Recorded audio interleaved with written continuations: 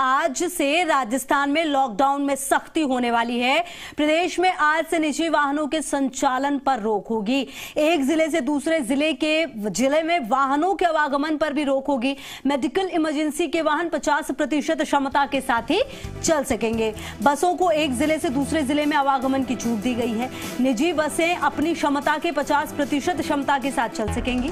बसों में कोई भी यात्री खड़े होकर यात्रा नहीं कर सकेगा। तो ये बदलाव किए गए हैं क्योंकि कोरोना के मामले हर दिन तेजी के साथ बढ़ते हुए राज्य में, और ऐसे में आज से ये कुछ बदलाव जरूर हैं। अगर आप एक जिले से दूसरे जिले में जा रहे हैं तो इन अपडेट्स को आप समझ लें कि निजी वाहनों पर सख्ती होगी। एक जिले से दूसरे जिले में वाहनों के आवागमन पर रोक है। मेडिकल इमरजेंसी के वाहन 50% क्षमता के साथ ही चल सकेंगे। बसों को एक जिले से दूसरे जिले में आवागमन की छूट दी गई है और निजी बस अपनी क्षमता की 50% क्षमता के साथ चल सकेगी।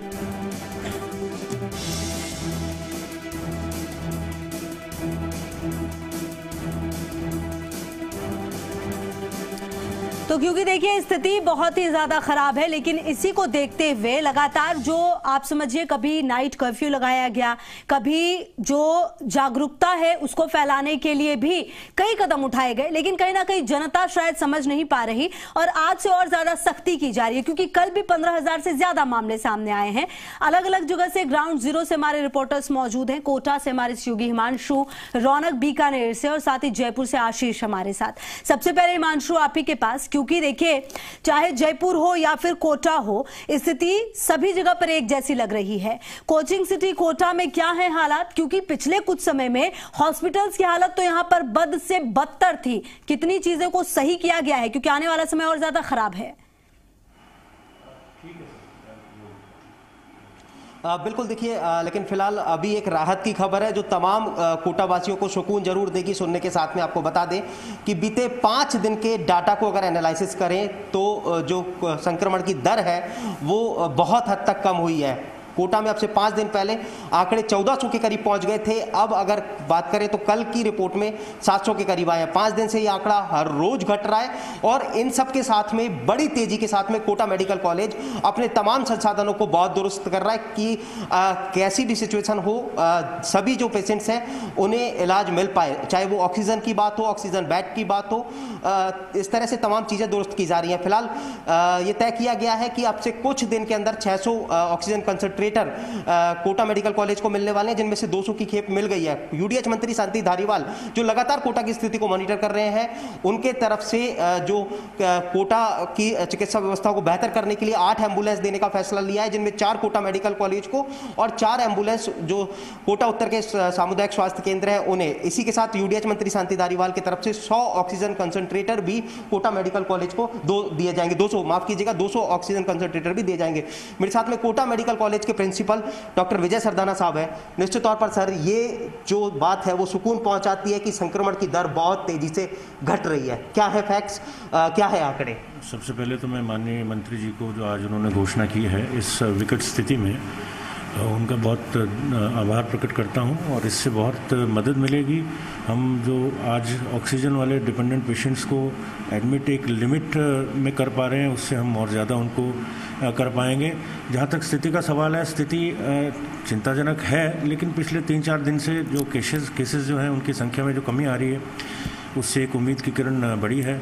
जो सरकार ने जो स्ट्रिक्ट मेजर्स लिए हैं, अनुशासन का जो पखवाड़ा चल रहा है उससे डेफिनेटली असर आता दिख रहा है और लोगों को भी इसमें पूरा कोऑपरेट करना चाहिए और उम्मीद है आने वाले समय में केसेस कम होंगे और हमारे संसाधन जो है बढ़ेंगे, जिससे हम ज़्यादा से ज़्यादा पेशेंट्स को एडमिट कर पाएँ। सर कह सकते हैं कि लॉकडाउन जो लगा, जिस तरह से सख्ती बढ़ती गई, उसका ये इफेक्ट है कि जो केसेस है वो कम हो रहे हैं और उम्मीद की जा सकती है कि ये तेज़ी से कम होंगे? सर डेफिनेटली देखिए, इसका मूल मंत्र यही है कि पॉपुलेशन में जो ये लड़ाई लड़ी जाती है उसका मूल मंत्र यही है कि आप लोगों के कांटेक्ट जो है आपस में कम से कम हो, जिससे संक्रमण ना फैले। और उसके लिए ये जो पखवाड़ा जो चल रहा है वो एक बहुत इफ़ेक्टिव साबित हुआ है अभी तक इतने शॉर्ट पीरियड में, और मुझे लगता है आने वाले दिनों में ये और इफेक्टिव साबित होगा। दो चीज़ों पर चर्चा करना चाहूँगा, ऑक्सीजन और रेमडेसिविर इंजेक्शन, इसको लेकर के मोटे तौर पर बड़ा क्राइसिस था। फिलहाल ऑक्सीजन की क्या पोजीशन है और रेमडेसिविर इंजेक्शन की क्या पोजीशन है? देखिए, ऑक्सीजन में हम अभी नेक टू नेक चल रहे हैं, लेकिन पिछले 2-3 दिनों में सिचुएशन अच्छी हुई है। 150 सिलेंडर हमारे पास भरे हुए ब्यावर से आए हैं, और 900 जो हमने सिलेंडर्स का ऑर्डर दिया है वो उम्मीद है कल सुबह तक आ जाएंगे हमारे पास में। और लिक्विड ऑक्सीजन के टैंक्स की आने की फ्रीक्वेंसी भी बढ़ी है। ये बड़ा इफ़ेक्टिव मैनेजमेंट जो सेंट्रलाइज जयपुर से जो हो रहा है पूरे राज्य के लिए, उसका सभी को फ़ायदा हो रहा है। हमारा जो लिक्विड ऑक्सीजन टैंक है वो भी हम कनेक्ट जल्द से जल्द करने की कोशिश कर रहे हैं सिस्टम से, 1-2 दिन में वो भी हो जाएगा। उम्मीद है आने वाले समय में जो ऑक्सीजन की स्थिति जो है बेहतर होगी। सर, और कोई बात जो फिलहाल तमाम आप दर्शकों को कहना चाहें कि नेग्लिजेंसी नहीं बरतें, इसी तरह से संयमित होने की ज़रूरत है, फालतू बाहर ना निकलें क्योंकि स्थिति चिंताजनक है? बिल्कुल चिंताजनक है, और ये जो गेंद है वो लोगों के पाले में है, उनको ये समझना चाहिए। ये जितनी भयावह स्थिति अभी है उसको देख करके डरना भी चाहिए, समझना भी चाहिए, और संक्रमण को फैलने से रोकना उनके हाथ में है। मास्क पहने, सोशल डिस्टेंसिंग की पालना करें, और जब तक ये पखवाड़ा है अनुशासनात्मक, उसके जो उसमें गाइडलाइंस है उसकी अक्षरशः पालना करें। सर, एक अंतिम सवाल ये कि ऑक्सीजन बेड की जो तादाद है वो बहुत तेज़ी से बढ़ाई जा रही है। कोटा यूनिवर्सिटी में 400 बेड के करीब आप लोग लगाने जा रहे हैं, तो फिलहाल कह सकते हैं कि हम कितने ऑक्सीजन बेड और जल्दी से तैयार कर लेंगे ताकि जो पेशेंट्स बिना इलाज के लौट रहे थे, जिन्हें हमें ये कहना पड़ रहा था कि हम एडमिट नहीं करेंगे, तो हम कितनी और तैयारियाँ कर रहे हैं, कितने दिन के अंदर ये पूरी तैयारियाँ जो है वो हो जाएंगी? देखिए, 100 ऑक्सीजन कंसनट्रेटर हमारे पास आज मिल गए हमको, तो 100 बेड तो ये बढ़ जाएंगे। एग्जामिनेशन हॉल में जो हमने कन्वर्ट किया वो हम उसमें कैटर कर पाएंगे। उसके अलावा जो बाकी के कंसनट्रेटर हैं 500-600, वो हमें उम्मीद है करीबन विदिन 9 डेज़ 8 डेज़ मिल जाएंगे। तो उस समय में जैसे जैसे मिलते जाएंगे हम बेड्स बढ़ाते जाएंगे। 400 बेड्स जो हम यूनिवर्सिटी में लगा रहे हैं उसमें ऑक्सीजन कंसनट्रेटर से ही हम जो है ऑक्सीजन देंगे। तो उम्मीद करते हैं आने वाले 8-9 दिनों में हमारी बेड स्ट्रेंथ करीबन 400-500 बढ़ जाएगी। शुक्रिया सर हमसे बात करने के लिए। तो कोटा मेडिकल कॉलेज के प्रिंसिपल डॉक्टर विजय सरदाना साहब कह रहे हैं कि अगले 10 दिन के अंदर जो स्थिति है वो संसाधनों की बहुत हद तक मजबूत हो जाएगी, और इन सब के बीच में राहत और सुकून की खबर ये कि लगातार कोरोना संक्रमण के जो मरीज हैं वो घट रहे हैं। ऐसे में फिलहाल कह सकते हैं कि लॉकडाउन का जो पॉजिटिव इफेक्ट है, कोरोना के केसेस कम आ रहे हैं, दूसरी तरफ डॉक्टर्स ये उम्मीद जता रहे हैं कि आने वाले 10-15 दिनों में कोटा में स्थिति और ज्यादा बेहतर होगी। इससे अच्छी बात कुछ और हो नहीं सकती। लगातार बनी रही आप हमारे साथ। रौनक भी लगातार हमारे साथ जुड़े हुए हैं। रौनक, देखिए, आज से और ज्यादा सख्ती बरती जा रही है। जिले से जिले में अगर आप जाते हैं तो बहुत सारी चीजें हैं। बसेस जो है उसमें क्षमता के अनुसार 50% कम होगी, तमाम चीजें होंगी, लेकिन जनता कितना समझेगी? और क्योंकि बसों की तस्वीरें हमने देखी थी, जबरदस्त लापरवाहियों की तस्वीर थी। कितना तैयार जिला प्रशासन आज के लिए और आज से जो बदलाव हो रहे हैं उसके लिए?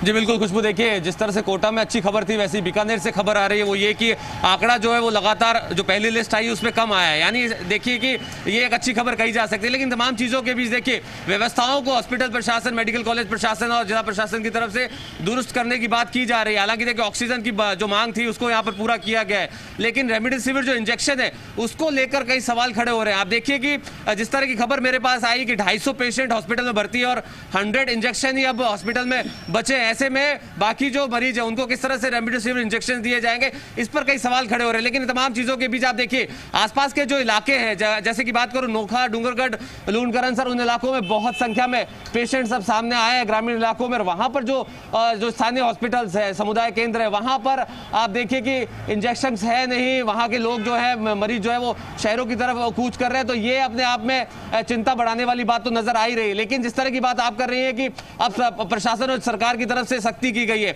जो जिलों से जिलों को कनेक्ट करने वाली जो बाउंड्री रेखा है वहां पर पुलिस ने पूरी सख्ती कर दी। आने जाने वाली तमाम गाड़ियों को चेक किया जा रहा है। अधिक संख्या में जो लोग गाड़ियों में, वाहनों में बैठे हैं उन पर पूरी तरह से कार्रवाई की जा रही है। सख्ती जो है वो देखने को मिल रही है। फिलहाल जो स्थिति है वो मैं दिखाना चाहूंगा। सुबह से ही सन्नाटा जो है सड़कों पर अब नजर आ रहा है। देखिए लोग अब समझने लगे, जिस तरह से आंकड़ा बढ़ा है, हॉस्पिटल में व्यवस्थाओं का आलम जो है वो बिगड़ रहा है, और वो अब साफ तौर पर बयां कर रहा है कि अब आप घर में रहिए। और ये कहीं ना कहीं जिस तरह से सड़कों पर कम संख्या में लोग अब नजर आ रहे हैं वो अपने आप में बयां कर रहा है। लेकिन देखिए खुशबू, खबर जो हमारे पास आई है वो ये कि ऑक्सीजन की मांग तो बढ़ी, और मांग बढ़ने के साथ साथ व्यवस्थाएं हुई है। सरकार की तरफ से जो है वो यहाँ पर टैंकर्स जो है ऑक्सीजन लिक्विड के भेजे गए, लेकिन जो रेमडेसिविर इंजेक्शन को लेकर सवाल खड़े हो रहे हैं। हालांकि देखिए सुपरिटेंडेंट जो है पीबीएम हॉस्पिटल के, वो साफ कह रहे हैं कि उन्होंने सरकार को लिखा है जल्दी रेमडेसिविर जो है वो हॉस्पिटल में मिल जाएंगे। हालांकि आज जिस तरह से इलाज चल रहा है उसको लेकर के रेमडेसिविर उपलब्ध है, लेकिन जिस तरह से लगातार चिंताएं बढ़ रही है कि जिस तरह से आंकड़े बढ़ रहे हैं, हालांकि पहले लिस्ट में कम आया, शाम को दूसरी लिस्ट आएगी, इंतजार रहेगा उसका। लेकिन सरकार अब पूरी सख्ती के मूड में है। जो जिस तरह से नई गाइडलाइन जारी की गई है, एक जिले से दूसरे जिले में जाने के लिए आपको परमिशन लेनी पड़ेगी।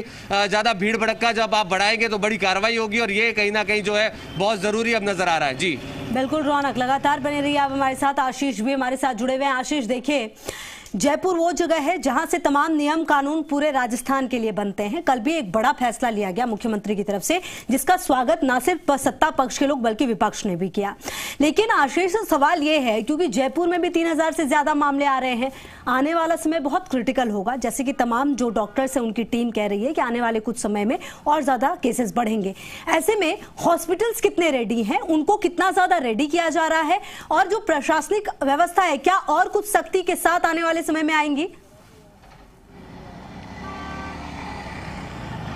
देखिए जयपुर के तमाम हॉस्पिटल्स हैं वो भी अब फुल होने के कगार पर है, और जो ऑक्सीजन की कमी है वो भी लगातार बढ़ती जा रही है। लेकिन राहत की बात यह है कि अभी अभी भिवाड़ी से ऑक्सीजन जयपुर पहुंच गई है पुलिस सुरक्षा के बीच में। ये बड़ी खबर हम दर्शकों को दे रहे हैं कि पुलिस सुरक्षा के बीच में RUHS जो है 2 टैंकर्स पहुंचाए गए हैं ऑक्सीजन के, यानी कि जो ऑक्सीजन की भारी कमी थी उसको दूर करने का राज्य सरकार ने ये फैसला लिया था। और इसी फैसले के बीच में ऑक्सीजन के 2 टैंकर RUHS जयपुर में पहुंच चुके हैं, जहां पर कोविड सेंटर बनाया गया है। वहां पर ऑक्सीजन की कमी थी, लेकिन कमी को देखते हुए भिवाड़ी में जो कह सकते हैं भिवाड़ी से 2 टैंकर्स मंगाए गए हैं, यानी कि बड़ी राहत की बात यह है। और राहत की बात यह भी है क्योंकि तमाम जो ऑक्सीजन की कमी थी हॉस्पिटल्स में, इसी को देखते हुए यहाँ जयपुर में ऑक्सीजन की जो मात्रा है उसको भरपूर किया गया है। तो तमाम जो राज्य सरकार की तरफ से गाइडलाइंस है उसको फॉलो कराने के लिए ग्राउंड जीरो पर हम मौजूद हैं, और तमाम जो लोग हैं, तमाम जो पुलिस है वो भी यहाँ पर मौजूद है। तो तमाम एक तरफ जो एक और में हम बड़ी खबर हम दर्शकों को देना चाहते हैं कि CS निरंजन आर्य जो है कोरोना को लेकर समीक्षा बैठक ले रहे हैं, और तमाम संभागीय आयुक्त और कलेक्टर्स के साथ वो मीटिंग कर रहे हैं, फीडबैक ले रहे हैं कि कोरोना को लेकर अब तक क्या फीडबैक रहा, और आज किस तरह से सख्ती की जाएगी, कल किस तरह से सख्ती की गई थी, और क्या आपके ज़िले में या आपके संभाग में कोरोना का कहर कम होता दिखाई दे रहा है, या फिर किस तरह से आप गाइडलाइंस की फॉलो करवा रहे हैं, किस तरह से क्या जनता मान रही है इस अभियान को लेकर। तमाम जो चीज़ों को लेकर है मुख्य सचिव निरंजन आर्य वीडियो कॉन्फ्रेंसिंग ले रहे हैं। दूसरी खबरों भी मैं अपने दर्शकों को बताऊं तो एक और बड़ी खबर आई है हमारे सहयोगी दीपक गोयल के जरिए कि शराब कारोबारियों ने दुकानें नहीं खोलने की चेतावनी दी है, यानी कि जो समय सरकार ने निर्धारित किया है कि सुबह 6 बजे से लेकर 11 बजे तक ही दुकानें खुलेगी, तो उसको लेकर शराब की दुकानदारों ने जो है उन्होंने ये कहा है कि हम इस छूट को सरकार जो है हमें और छूट दी जाए, नहीं तो अन्यथा दुकानें नहीं खोली जाएगी। साफ तौर पर शराब कारोबारियों ने ये विरोध जताया है सरकार के फैसले का कि सुबह 6 बजे से 11 बजे तक दुकानें खोलने का समय निर्धारित किया गया है। तो तमाम जो सरकार है वो गाइडलाइंस फॉलो कराने के लिए तैयार है, और आज एक ज़िले से दूसरे ज़िले में जो है आज से पूरी तरह से पाबंदी रहेगी। फ़िलहाल मैं तस्वीरें दर्शकों को दिखाऊं तो जयपुर से अजमेर जाने का ये सड़क है जहां पर वाहनों की आवाजाही है, और वाहन केवल वे ही जा रहे हैं जो केवल ज़रूरी सेवाओं से जुड़े हुए हैं या उन्हें मेडिकल इमरजेंसी है। तो तमाम तरह की जो गाइडलाइंस है वो लगातार सख्ती कर रही है सरकार, इसीलिए ताकि कोरोना का कहर अभी थम जाए। लेकिन अभी फिलहाल जो है सरकार लगातार इसी प्रयास में है कि किसी भी तरह से कोरोना का प्रकोप को रोका जा सके, और इसकी गाइडलाइंस के लिए सरकार लगातार जो है अपडेट कर रही है। आज भी एक गाइडलाइन जारी की है कि सब्जी और ठेला व्यवसायियों के लिए सुबह 6 बजे से लेकर शाम 5 बजे तक जो है वो खोल सकेंगे, लेकिन जो परचूनी की दुकानें हैं वो पूरे राजस्थान में केवल 6 बजे से लेके 11 बजे तक ही खोल सकेंगे। यानी कि पूरी तरह से सख्ती के मूड में है सरकार, और इसे हम लॉकडाउन ही कह सकते हैं। लेकिन कई लोग समझ नहीं रहे हैं, बेवजह घर से बाहर निकल रहे हैं।